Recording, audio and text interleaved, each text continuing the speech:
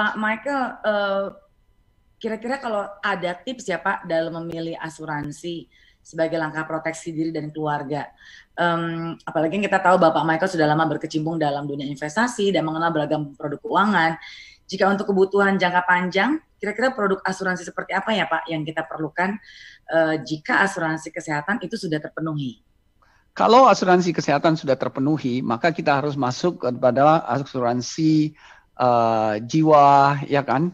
Karena kesehatan dan jiwa ini dua hal yang berbeda, karena kesehatan di dalam keperluan kita pada saat kita sakit, kapanpun, apakah kita masih muda, ataupun setengah umur, nanti atau tua, ya kan? Dan itu kita harus lakukan, memiliki asuransi kesehatan. Apalagi kalau kita punya kesehatan, biaya kesehatan tidak di-cover oleh perusahaan. Dan itu kita sangat perlukan, apalagi kalau kita punya orang tua, anak, ya kan, family yang membutuhkan, itu kita perlu cover. Setelah itu, kalau itu terpenuhi, maka kita harus berpikir bagaimana melakukan asuransi yang lain. Dan asuransi yang lain itu kita harus memiliki bagaimana melakukan cover terhadap jiwa kita. Terutama young couple, yang anaknya masih kecil, ya kan, dia orang tuanya bekerja menjadi breadwinner, dan ini membutuhkan bahwa kalau ada apa-apa dengan yang menghasilkan uang sehari-hari, itu bisa di-cover oleh asuransi jiwa, ya. Apakah baik itu asuransi jiwa yang kita bisa beli untuk lihat universal life, term life, ataupun jenis yang lainnya, silahkan dilihat karena masing-masing punya hal-hal yang positif dari situ. Ya.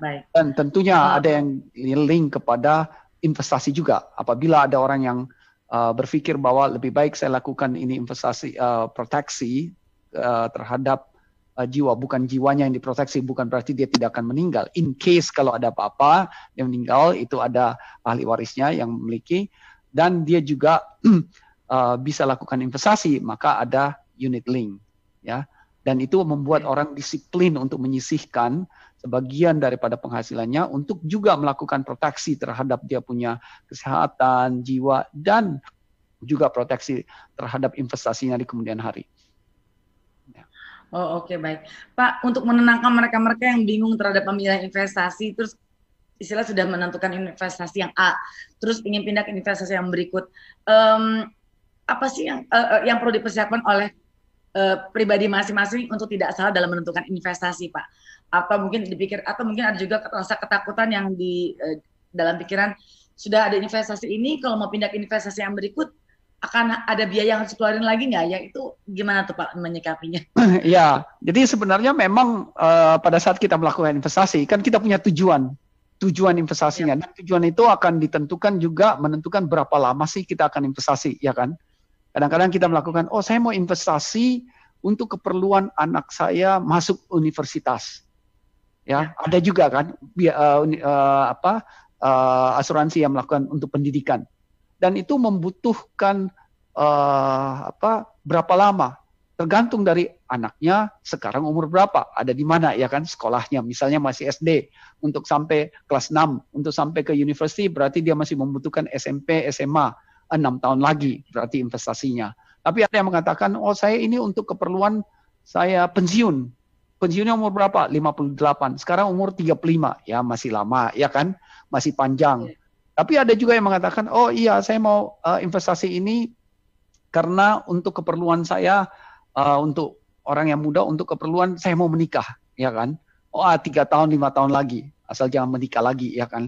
Jadi kalau kita lihat di situ, oh ini dia invest berapa tahun. Nah masing-masing itu kemudian kita tentukan bahwa kemudian kita lakukan investasi kan.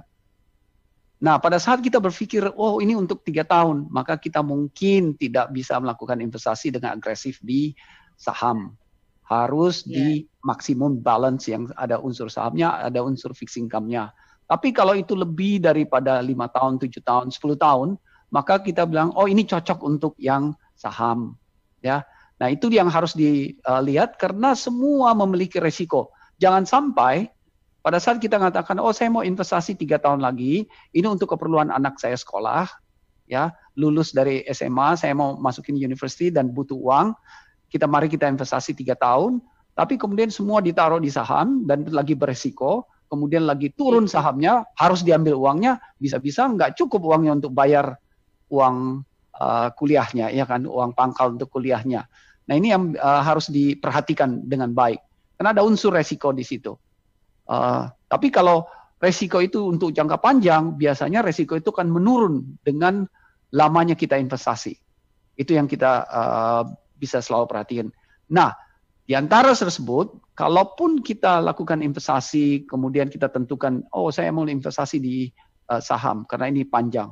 Terus tiba-tiba saham naik 100% di dalam 2-3 tahun ya, atau 4 tahun, atau lebih. Kemudian kita pikir, oh I'm happy dengan return ini. Mari kita coba switch ke yang less risiko. Ya mungkin bisa kita lakukan juga. Dan itu bisa ada saya kira di Aksa Mandiri menyediakan fitur seperti itu.